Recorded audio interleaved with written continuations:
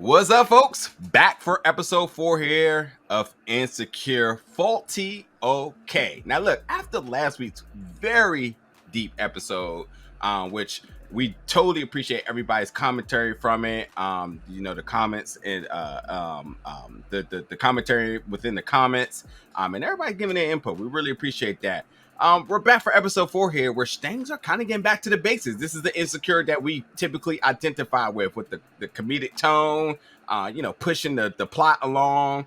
But there is some really societal ramifications of it, which we'll talk about. But nonetheless, it's time to get into episode 4. So, folks, everybody on our team, y'all ready? Y'all ready to talk about tonight's episode? Yeah, I'm ready. All right. Glasses are poured up. We got things to talk about here. Now, Sherelle, my darling, Sherelle, I know it's sad. It's sad. It's even sadder for me because, I feel like, Nathan was your A1, and it's sad to say, but Nathan and Issa are together. Did anybody see that coming? Anybody? Yes. Are they together, or they just decide? Oh, they don't want to be that's a definitely together. They're together. That's a together. It's given the start of the relationship. She said, "I don't want to be friends with you," and he said, "I don't either." That is a relationship. That's a relationship. Not that's a relationship. Matter of fact, let's be clear now. If you ever get in that situation, be very careful with your words, because you may end up in a relationship and don't even know it. Luckily, you're going to need clarity. But luckily they like each other here. But you definitely could get in one of those swindles where you just be like, you know what, I don't like being single, and then the other person's like, yeah, me neither. That's a relationship. Y'all go together now. They might as well pass the paper around. And they even sealed it with a kiss. So that's a whole relationship. And then the earthquake after the kiss. Yes. Signifying the moment we kissed. That was a very spiritual moment. Mm-hmm. I'm done. I'm out of here. All right, I'm out. SpongeBob me. Come on. Hey, can I for a minute, can I just throw something out there really crazy? What if this happened is at the same time that Lawrence had his turbulence on the plane? But I thought that. That's what I promise you, my mind went straight to the plane episode, like the plane scene. I swear my mind went there. That's crazy. Man. I didn't even think about Lawrence's episode. Wow. Oh my goodness. And I was like, can you feel an earthquake from the plane? But I promise you, I really did think that too. Like, I was like, oh wait. Who knows? I don't know. I mean, I think it may play more of just things happening that kind of point them in a direction that they were always supposed to go into. Because, the earthquake did that. The plane thing did that for Lawrence. Maybe the earthquake did that for them. Yeah. Kind of let them know. I know you can. But both of them, though, even on the big scene. Amaya, you got flowers behind you. You're supposed to believe in love. Okay. What's going on here? Can I ask y'all a sidebar question real quick? We're all from the DMV. If you don't know, DC, Maryland, Virginia area out here, folks. And Virginia's questionable right now because of their voting choices, but we'll come back to that for another day. Don't hate. The question is, when we had an earthquake here, did y'all feel that? I just, stop it real quick. Yeah, fuck yeah. Really? Definitely felt it. I don't know if I was here for that, but yes. I mean, I'm just gonna say yes with the rest of everybody else. So I feel like I was included. At home and I felt that. I was at work. What year was it? I think it was like 15, 16. Nah, not that soon. Way earlier than that. Like 12, 13, maybe. Yeah. Somewhere in that area. I ain't feel shit. Well, it wasn't 12 because I had just gotten to government in 11. So I was in a new job at that time. So I think it probably was like 14, 15. Oh, but I felt that shit for sure. I definitely felt it. I thought somebody was running across the floor.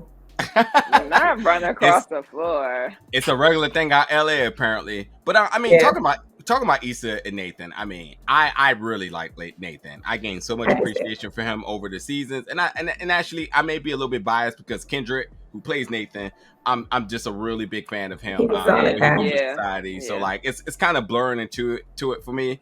But Issa and Nathan, are we buying this? Y'all like this together? I don't know that they're stable enough to be together. Excuse me, Sherelle, you wasn't supposed to answer this. We know you're biased. I actually no. So I mean, honestly, I like them together, and I do like their friendship together. But for me, I'm seeing like too many different things happening right now. Like, is she stable enough to be in a relationship with him. Is he stable enough to be in a relationship with her? Because he already said that she had too much going on. So I'm really I just want them to be healthy for each other. Okay.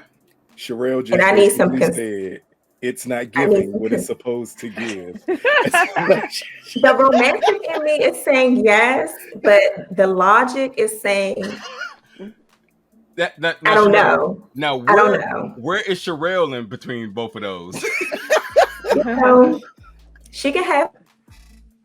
She can have. Now take Kendrick, right? Uh-oh. The earthquake just hit her house. Amaya, your thoughts on their relationship, man? They're together now. Where do we see this going? I didn't know they was together. I'm gonna have to call somebody up after I get off this review and be like, I don't want to be your friend, and see if that leads me into being into a relationship. So technically, you're in a relationship. Don't even know it right now. I definitely don't think I'm in a relationship. That's the problem. Haven't had those conversations. I need to figure it out. Hey, Lou, she out here evaluating her situation like exactly. I've said those same things. I didn't realize it. Yes, I didn't realize saying I didn't want to be friends with you meant we go together now. Yeah, we're a couple. We're a couple. Look at we've been friends forever. If you come up to me and say, Lou, I don't want to be friends no more, we go together. Yeah. Okay, I'm finna try that when I see you this weekend then, Lou. We're gonna be in a whole ass relationship. All right. Well, episode 5 review is in question right now. There might be some conflict of interest going on. For me, quickly, I like it because there's transparency here. They're both vulnerable. They're both going through things, and they talked it out. And like to talk about Nathan here, I'll be honest. For this to be the final season, I didn't think we was going to get more about him and learning about the relationship that he has with his cousin, his cousin's wife. Them, and this what really touched me for real. And I've been wanting to say this, but I haven't really said this on social media. But I really feel like there's no safe space for Black men in dealing with mental health, because they mocked him about his disappearing, and that's his cousin. That's the person that he confined in, and he was going through things, and they made a joke of it. He went to let me finish. He went to jail, and we know the justice system is not properly diagnosing Black people for mental health issues. So for him to be manic, there's no telling what he may have done. So he might have just been another product. And and this is not just the current thing. This is a systematic thing that's been going on for years. So who knows what he did to land him in jail? Then he lands in jail, and then his cousin wife is like, you might just end up on another box of milk carton. That was fucked up. And that clearly hurt him. And I don't know if she was referring to him being missing or him being in jail. Because if you're on a milk carton, you're missing. It doesn't matter. But he has a history of being ghost. So I think what she was referring to. I think you may be attempting to hold them accountable for something they don't know. Yes, because he clearly pointed in this episode, he has never told them these issues. Not only that, he this whole time thought the wife hated him. And that was never the issue. But she took the blame because she understood their relationship. And she's like, no, put it on me. Put it on me. So honorable. That right there, that's why. Go ahead, make your point, Najee, because then I'm going to soften this up a little bit. That's why, to me, in certain relationships, Black women need to be appreciated more. Because she clearly is like, I understand y'all relationship. Mm-hmm. And even though, like, I'll take that hit because y'all can't take that hit. That's a big thing to step up and say. I don't agree. I feel like anytime anybody lies, it withholds somebody's ability to tell the truth. So the fact that she took the blame, which was clearly a lie, it wasn't her that had the issue. But you got to realize though, them two clearly don't talk to each other. They clearly, to the extent that he invited them out and still didn't tell them what he was going through. And what did he say? I wanted to show them I'm not the same person. But you're not even giving them the opportunity to understand what you were going through. Right. All you were doing, you were showing up, you were leaving. As he said, I think it was so real what the cousin said. You were showing up, you were just leaving. You was coming in at any time of night. You was leaving my door unlocked. At this point, you just seem like an irresponsible person, but you're not telling me anything. You're not saying, hey, cuz I'm going through this. I'm going through this. You're not saying any of that to him. Let's just take a step back here. He's a black man dealing with mental health. Where exactly is he finding the help for here? Where exactly? But when down the line did he understand what he was going through? But then as he said, you blame them and saying they're making fun of it. They don't know anything about it. They're making fun of the situation. They still don't know. No, but currently she's making fun of it, and I think it's immature. I mean, it's just. But she still doesn't know. You can't assume. Okay. I'm just gonna go off tangent just a little bit. If you see somebody acting irate, do you just drop the R word and say that person's acting because you see them acting frantic, or do you sit back and you try to say like, well, what's the situation? We got or a friend that does that though. Wait, okay, so hold on. They haven't talked to each other. So when they got to the bar, this is the first time that they're actually seeing each other in years or months or whatever. Yeah, years. Mm-hmm. So they still don't know what's actually wrong with him. So you're trying to say that today they know that he's bipolar. They don't know, but they don't know that. And then you going into the bar, you don't see him having an episode. So you can't assume that they know anything. And if I see it. No, go ahead, Shira. I'm saying, like, if I'm seeing something of that nature, and I think this is the point that you're trying to make, Najir. If I'm seeing some behavior issues, I'm going to probably say, hey, man, what's going on? You left the door unlocked. You know what I'm saying? But if you don't know what it is that you're going through until you actually see a therapist who can clinically diagnose you with whatever you have, you don't know. And especially as a Black male, you don't know that you're bipolar. You don't know that you're schizophrenic. You don't know until you literally sit down and talk with someone. So that is Nathan's responsibility as a human being to get the necessary help that he needs when he knows that something is wrong with me. So quickly, Ramai, before I let you get in there, I feel like Nathan has made the strides to show that he's changed. I feel like the mockery currently today that his wife brought to the table was unnecessary. That's all I'm saying. But how? I just don't think joking about a situation that you don't know about. Can I ask a question? I'm gonna let Maya get in there. I just don't think it's just to do that. I just want to ask a quick question. Do you not remember being in your 20s and making mistakes and people thinking once you get older, we can joke about the things that you did because they're not serious. They don't know anything of his issues. I think that's the key part here. So when they get together now, years later, we're joking about it. Like, man, and it could be hurtful. X, Y, and Z.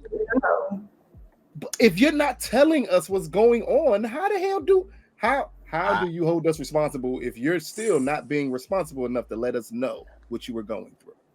Go ahead, Amaya. First of all, watching y'all is funny. I'm just gonna say that. And this is a little because I'm slightly tipsy. So here's the thing.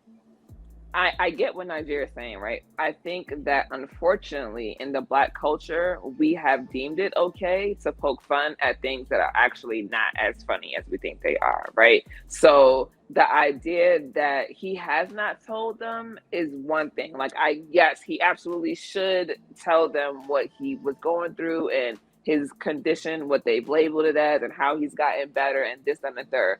But at the same time, you know how to read body language, and he was clearly uncomfortable with the jokes that were being made, and it was like nobody took it upon themselves. Issa obviously could see that he was uncomfortable, and she said, well, you know what? He taught me to like lay down some roots, and now I'm a full-blown tree. Like, he taught me, you know, and I think that we go into certain situations trying to make light of things because we feel like it'll just lighten up the mood and the person won't feel as bad.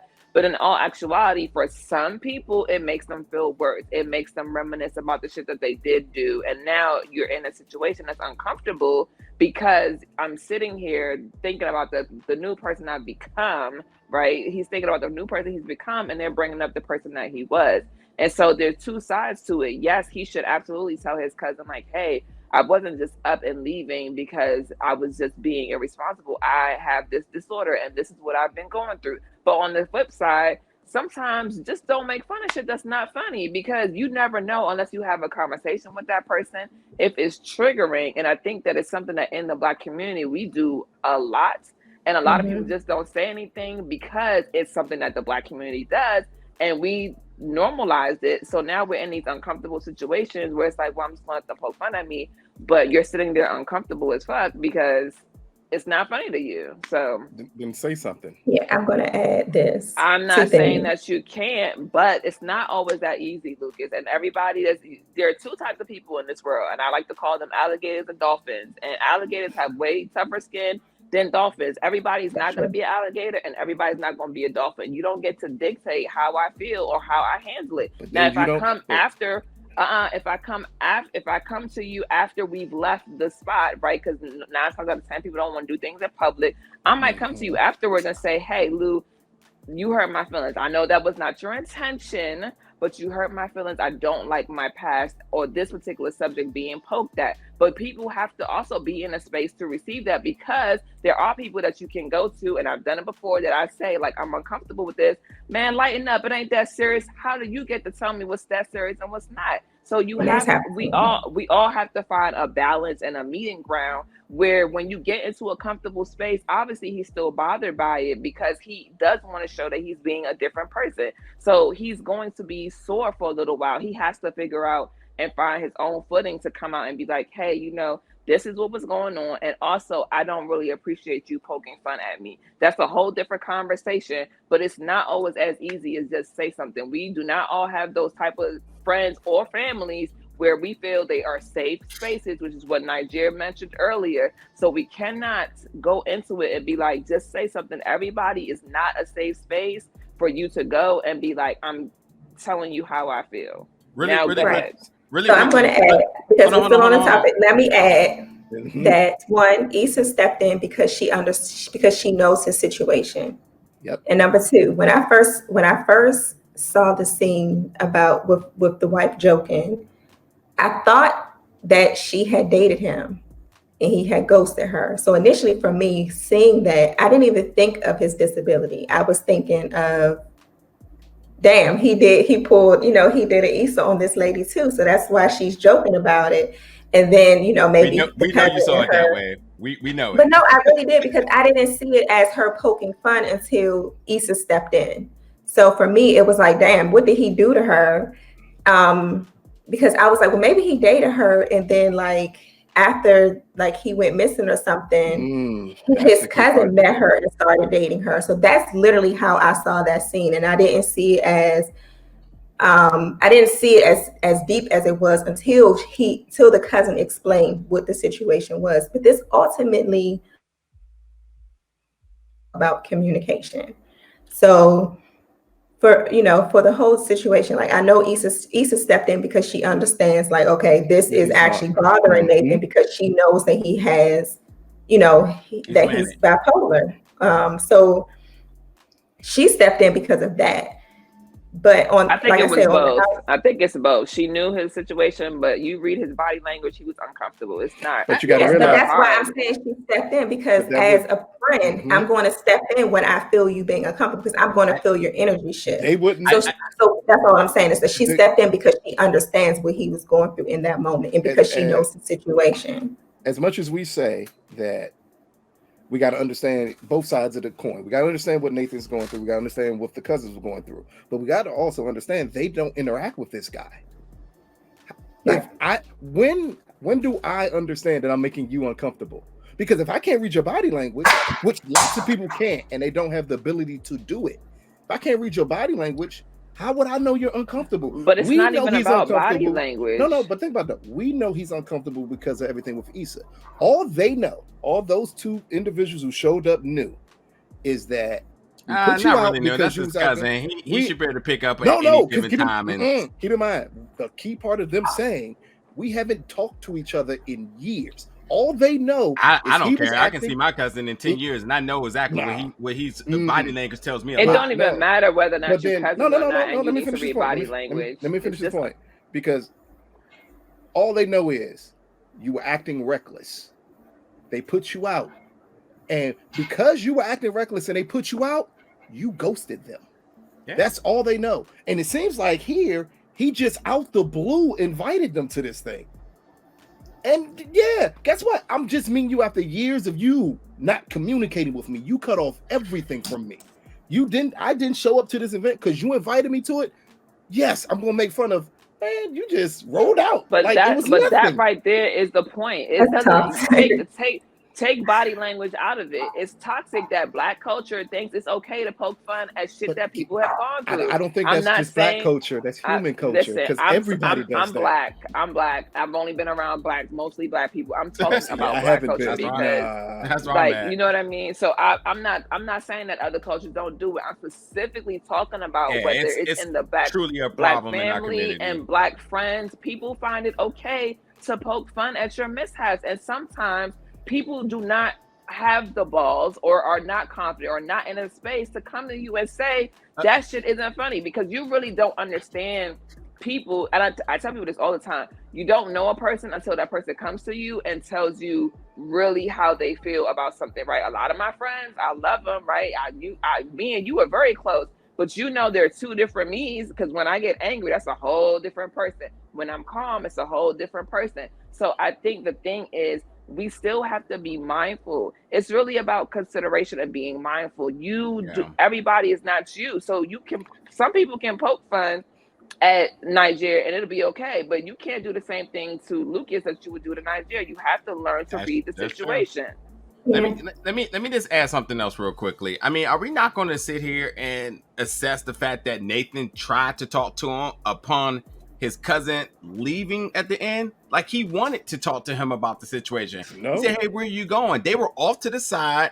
You know, they wanted to talk about the whole thing. And again, immediately he told Issa, he wanted to show him that he's changed. I mean, I think that Nathan has had a track record recently. And when I say recently, we can say this season, of being transparent about what he's feeling and what he's and what he's seeing and what he's thinking. I think that there was an attempted effort to really confine in his cousin about that situation. I mean, he said like, I thought your wife didn't fuck with me. You know, he said no, it wasn't, and his cousin was honest about it too. He said no, it was me. Yeah, and I just think they were on borrowed time here. Time ran out, and it would have been more. And to my point is that, like, because of just the formality of the show, I think that we see the two of them really hash this out. I think that for show purposes, it had to be this way. But I think technically we will see the two of them actually hash this out, because they're acceptable of wanting to talk. That's the big thing for me. And if you've ever been in a beef or disagreement with anybody, the fact that even being able to talk is a huge accomplishment. And I think he is open to want to share. And this is where I commend him as a character. He's a man saying, like, I have to express to him that I'm dealing with mental health issues, and I hope they understand. That's the big thing. He said he wants to express to them that he's manic. Issa knows. Issa's his right hand man, you know, friend, together now. But like, he truly wants to express that that's what he was battling. And and Lucas, I see your point too. Like, what can they really judge because they didn't have the truth? You know, so it's not only that. It's another thing that I think we were missing. I know I missed it until you started talking. I noticed, the wife was making all of those jokes. Yeah. I believe she was making them because the husband didn't want to be there. The way he left, he don't trust him. That could be. I'll be honest. And the wife, because if you look at the way they interacted that entire time, including the wife, because he looks over to his wife and says, you down to go too? And she's like, no, I think you two need to spend time with one another. She was making those jokes because he was uncomfortable. She felt her husband being uncomfortable. And I think even at the end of this episode, when he leaves, he was always uncomfortable there.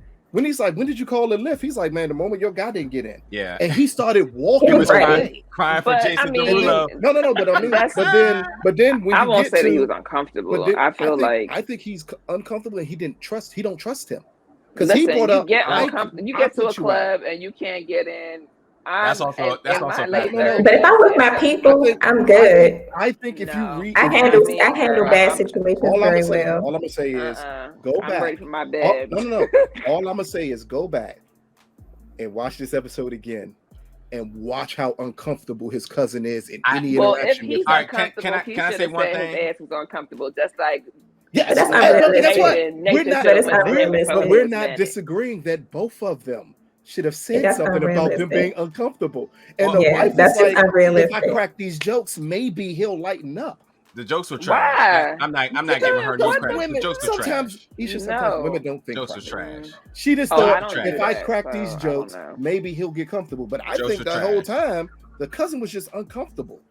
I don't think he was uncomfortable. I think he felt out of place because it's been a while. Is it as much as out of place of him realizing, like, you did all of this stuff and I never addressed it with you? Then you rolled out on me. And when you rolled out on me, because at the end, when they talking and he says everything, he gets off his chest like, no, that's me. She thought all this stuff. And he said, as he's walking away, he's like, yeah, we should keep in contact with one another. Can I say if you can read family, you can read a blow off. Can I say something? I think Kendrick read the blow off. That's why he walked away. Nathan, can I say something real quick? It takes me 10 seconds here. I think this is just us seeing what we haven't seen this season thus far, and that's males being awkward around each other. We've seen Issa and awkward as hell. Still awkward, actually. But two males, I think that's what it is. They haven't had a chance to talk, and they're just awkward around each other. I'm sorry, but has anybody else ever been around a situation where you had beef with somebody and then next thing you know you're in the same place and it's not real beef, but you just never discussed it? Yeah, so things are kind of like, no, I can't relate. Yeah, I mean, okay, well, I've been there. I definitely been with someone who was like, I'm not sure. I can't relate. Yeah, I've actually been in a situation similar to this, where someone kept bringing up stuff from the past and thinking that it was a joke, and I didn't think that it was funny. I can admit that though. I'm an asshole. I can't relate. So I'm addressing to that shit right to your face. Let's go to I mean, it should be addressed, but absolutely I'm a big advocate. We friends. You already. All of us are friends here. Y'all know what I mean by I'm well aware. I can't hold back my mouth. I can't. I'm sorry. It's okay. We love you. Get down or lay down. So let's get to the next thing with this episode here. Kelly's dress, because that's what I was waiting to talk. First of all, can I talk about these beautiful Black queens and how they just always glowing hair, they always look fashion? I ain't see nobody else but Kelly. Jesus Christ. Hey, look, Molly. Kelly was tripping. Hey, Molly looked good. With that little blue Jones she had on, with the Jones out and the child. Kelly. Mute Lucas. He about to have an early arrival.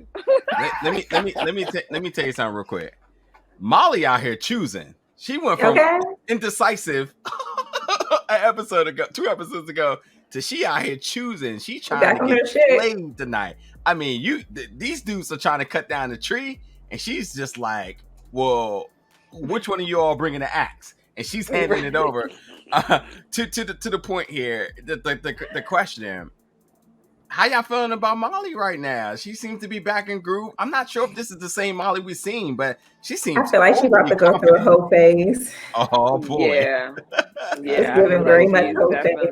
It's definitely giving hope, and I'm confused about that because I maybe I misread it, but I thought that she was getting ready to take things serious, that she had these flashbacks and she reminisced about what she was doing wrong, and now she's here, giving up the draws, which by all means knock yourself out. So it's like, have a blast, absolutely, of your life. But I was just a little confused because I didn't know that's the direction she was going. But by all means, go off, sis. Like, have at it. Women are allowed to be sexual beings. Ain't nobody gonna stand in the way of that. I'm totally promoting that. Yeah, hell yeah. Hey, let me ask y'all another question. Y'all ever been in a situation where everybody couldn't get into the club? Yes, and I was like, I'll see you guys later. Thank you, Sherelle. I thought I was going to be the only one to say no. No. I've never had that situation. Because I don't travel in big groups, so that's one thing. So when you're with one other person. One, the problem is they were trying to get into a Jason Derulo party. Like, who the fuck is going to a Jason Derulo party? So why do you keep saying Jason Derulo like that? Jason was really a fan. That's the way he says it. I got a question. Go ahead. I've never been at a club that I couldn't get in, but I've definitely been at a space where I got in and was like, I'm good on this. Yep. So, I've been there. Yeah, absolutely. That's real talk. Like, this might exploit my age or something at this point. I thought Jason Derulo was canceled a long time ago after his relationship with what's her name? Jordan Sparks. Jordan Sparks. Yeah. No, well, his career hasn't necessarily. Wait, what happened? No, they canceled. He cheated on her. Yeah, but they canceled Jordan Sparks, and he kept on going. I don't even know about that because she came out talking about like how they canceled Jordan. Well, she. I don't know. You ain't heard from Jordan Sparks. This is fact. I think she might have one hit wondered herself out of it. Yeah, That was a bomb. Jason Derulo gets $1 million per TikTok. Like, these are facts. I did see his Halloween TikToks. Yeah, I understand who he is. I understand who he is, but maybe this is again with another insecure thing. This is an LA thing. So in LA, Jason Derulo is somebody different than he is to us on the East Coast. Because if somebody said, "Man, Jason Derulo throwing a party," I'll be like, "So." Hey, so I wouldn't even be interested. So hold on, I got a secondary question because I can't believe this name got dropped in this episode. Chameleonaire. What? What the hell is that? First of all, I know he's doing my man Chameleonaire alone. My man doing investment. What is he doing right now? I heard he's investing crazy, killing it right now. Yeah, he's an IT. He be front row at every Warriors game too. Hey, like man, on the floor. He's out here, but like he got. So what is he doing? Investing, the investment banking, everything. Like but he went hard in the IT though. Yes, he made that transition, and from when he understood that you can only have so many hits named Chameleonaire. So he's like, let me transition to this. Me rolling. Let me go to college. Yeah, exactly. Like he said, I want Mike Jones around dirty. That's funny, but that's dope. I love it. Yeah, I love seeing black people succeed. Yeah, it's a good thing. It's because everybody, when back then, come on, I don't give a fuck who you are. I hated Mike Jones because everybody used to say I look like Mike Jones. That song was a classic. But yeah, it was so disrespectful. I'm about to say, so every time it come on, you gotta bounce to that shit. Yeah, like that's one Jones you gotta bounce to. Hey, real talk, we should go to Cali because that first of all, nah, real quick, let me go to Jason Derulo parties. Nah, I'm not going there. Hey, I definitely love Cali, so I'm down. Two I'm going for the food. I'm going for the vibes. Two things. Lucas, I said the next time we go out to the convention, we get in the beach house right off the shore. You know, that's different. That's different. Yeah, that's different vibes right there. Oh, I mean, but those beach parties. Yeah, there's some t-shirts, man. I just said I didn't want to go to a Jason Derulo party. I mean, I'm all for a Ty Dolla $ign Beach House 3 party now. Come on. Yeah. I mean, I've been out to a few Cali parties before, but I can tell you one thing: I ain't never seen them playing spades on the sand. Like that's a whole new thing. They must do it. Speaking of the beach, is this a thing in LA where they make you get off the beach in case of a tsunami? I think I would assume so. Yeah. I'm getting off the beach because LA is the West Coast, absolutely. Yeah, and that's that's San Andreas' fault. It's coming. I was gonna say this shit. Yeah. Okay. It's real thing. You got to worry about me being on no beach. The moment that shit shake, I'm booking a ticket. I'm gone. Yeah. I see y'all. So you know, another character arc that I've been focusing on this season has been Kelly. I first of all, every group needs a Kelly. I've been waiting and Kelly seems to be one who just seems to be just objective. When there's something for her to do, she's there. She's a shoulder to lean on. She plays the comedic relief. She's obviously lobbying for her podcast. But like, I'm gonna keep asking this every week. Is Kelly okay? No.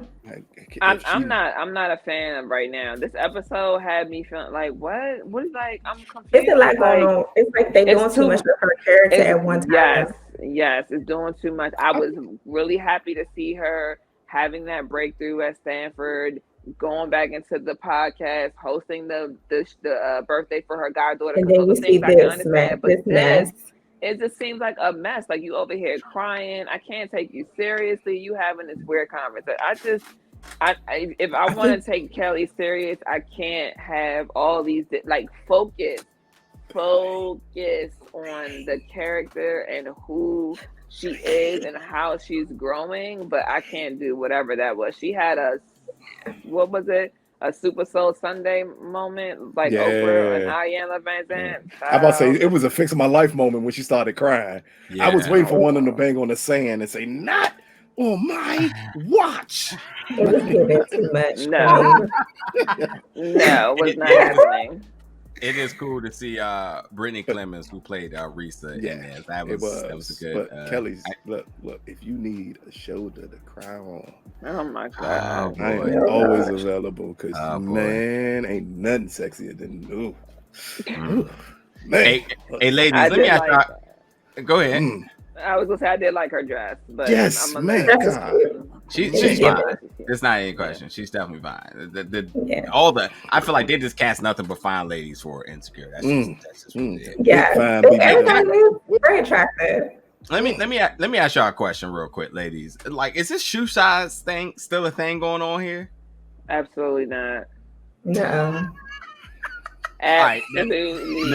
Next question. That's question. Let me be clear. Because I feel like if you're not a tall person, you're not gonna have big feet. Like that's just weird, right? I know. People with big feet. I'm about to say I'm called the Hobbit all the time. I'm used to it. The other thing is too, I really enjoyed this scene, and I don't even know if there's a question involved here, but like when Issa called her folks and where Nathan called his folks, or was in the car with his folks, and obviously talking about the situation that they had, which they talked about, which that was good that they talked about. There's really nothing to make of that. But the question is, why was everybody so gangster for everybody in that? Where Issa folks was just like, yo, if I need to pull up, I will. Just let me know. Like all for the strip of her and Nathan basically being that awkwardness between her. Like, why are people like this, y'all? Ain't that the way it's supposed to be? Yes, I think it shows like your friendship. It wasn't even a beef. She was literally like, yo, I will pull up right now. Like, bro, it ain't even nearly that. Wait, who's no, you talking about the girl? Message? Yeah, she was putting up for Nathan. That was what Crenshaw. Yes, that was for the tweet. We need to talk about this tweet. Yeah, we need to get into what Crenshaw was sending because he was wilding. In the car conversations, that was cool because you did get the male perspective on things. That was pretty cool. Because the moment he said, and she started crying, and they said, "Oh, yeah," they was like, "What?" Oh, nigga, you do, and that'll be me. Be like, nigga, you do look like a nigga who did like you could cry on your shoulder. That is some shit that Lucas was saying. Facts. Yeah, that tweet is off the hook. Crenshaw is out of pocket. So what do you think is happening in his tweet? And she got a gig that they know about, and he thought he was supposed to get the booking for it as well because he got the last booking. To me, I think this is just standard language between folks. Partially hating at that, where it's just like, yo, I said it off last time. What's up? She's not obligated to do that. And it's just reckless. He's posting it online like that. Yeah, it's cancel culture. Yeah. But she's even more reckless for responding. Yeah, because you don't respond. No. She texted him. But then he posted that text on Twitter. He's reckless for that. Yeah. She did not go back on social media to talk about it. No, we all got the friend. Let her company handle it or whatever. We all got the friend who we know better than a text or conversation with because that shit may be screenshotted. So speaking of text messages, that shit going in the hey. Screenshot. I'm about to say sad true. Hey, that's what I say. I got a question. I gotta text you through Snapchat, honey. I can't. So y'all know on Instagram you can unsend a message, right? Oh boy. Yes. What you up to, Sheree? Why the hell can't you do that on iPhone? Oh boy. Well, no, you can't do it. Listen, let's call Apple. That needs to be an option. Call community. I can do it. You can do it. Do that on Android phone. You can unsend a text on Android. Yes, I do it all the time. I don't believe it. What you hiding, Sherelle? I'm just saying, if Instagram can do it, I can do it. But you know, Sherelle, one thing you got to realize: when you got a nigga who's going to screenshot it, the moment you send it, they don't talk to people like that. I don't talk to people like that. And I'm not talking about. I think Crenshaw was doing it for attention. Pictures. I'm talking about conversations. The cycle's on it. It's gonna go past. The cycle gonna go past. He's like, it don't matter. Everything's gonna pass anyway. Like, nah, man, you can't.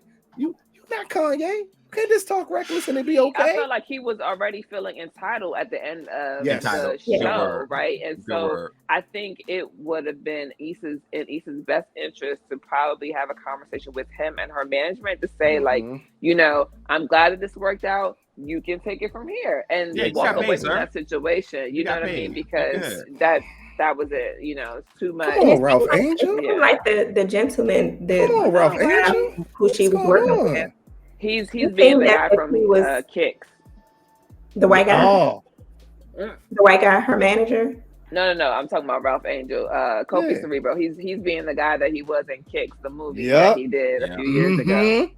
Oh, but I'm saying, so at the end of that scene, I guess it was 2 episodes ago, but it seemed as if her management company might have wanted to work with him, you know, again, even after. Let me just make this clear. Ain't nobody hiring the same venue, the same attraction, guest or what twice a row. It's not a thing. He was. But I see what you're saying, but I'm just saying it seemed as if they were making plans to kind of like move forward. Well, because you know they're white, and he just shot. You don't burn bridges. You just work again later, but you're not going back to back. Nobody wants to buy tickets for the same show twice. Like this. That's true.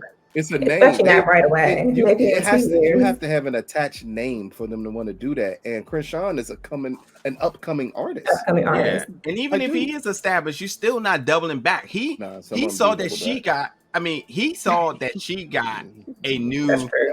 He saw that she got a new venue, a new gig and whatnot. He's like, well, I set you off last time, so you need to get me again. I mean, that's nothing about partnership. He's just trying to monopolize here. So he's just entitled, and he went and tried to gather cancel culture. Yeah, man, listen. And let your work speak for itself. You know what I'm saying? Yeah, that's true. Yeah. Yeah, exactly. And even Ye takes it as let the work breathe. But folks, that will do it for tonight's episode 4. We are back, episode 5, episode 6, episode 7, and then episode 8, our finale episode, where you'll see us all live in person, pouring up some nice, lovely wine. Yes, live. Bro, what? Shit. What? All right, well, maybe Lucas won't be there, but we'll I just need to get my outfit ready to be live. Oh my god! It's gonna be a cabaret, all white. We doing all white review. That ain't happening. Why? But nah, folks. Either way, you know, you got us each and every week at the conclusion of the episode where we're giving you our full-blown discussion, breakdown, review, recap, all those words that everybody like to use. Reaction, throw that in there too. But let us know your thoughts about each and every episode. I do want to encourage folks to be vocal about your thoughts. It's a safe space. You can say whatever you want to feel, and no matter if nobody disagree or not. I truly appreciate the commentary from last week. Then it won't be a safe space for you. Yeah, I mean, if you're disrespectful, then I'm getting it out of there. Yeah, I'm getting out. You ain't got to erase you. I'm coming right at you. There's a couple of y'all niggas in there last week that I was gonna come after, and I left it alone. But I'm gonna come before this episode ends. I'm gonna let you know how I feel. Yeah, exactly. Hello, it's me. Hey, and I also just want to say, I just want to say for anybody watching this review, we got so much more content coming. So it's highly appreciated if you subscribe and notification bell, because believe it or not, this October, November, December for us has been nuts, and we got so much more coming. So I want y'all to be involved with it. I want to see y'all, you know, our fans. We want to see each and every episode in the comments, let you know your thoughts. And we're trying to get you hip to the new shows you need to watch. You know, the ones you need to watch, the ones you need to talk about, whether it's Queens, whether it's BMF, whether it's kind of people you need to talk about. You see what I did there? Yeah. Is that our kind of people? There you go, sure. Let's get out of here. We got Harlem. We got Harlem coming. We got Power Book 2 coming. We got all of it. We will not be covering the game. I'm sorry. We got Drew hitting on next year coming. All right, y'all. Good night, and we'll see you next week. Bye, y'all. Good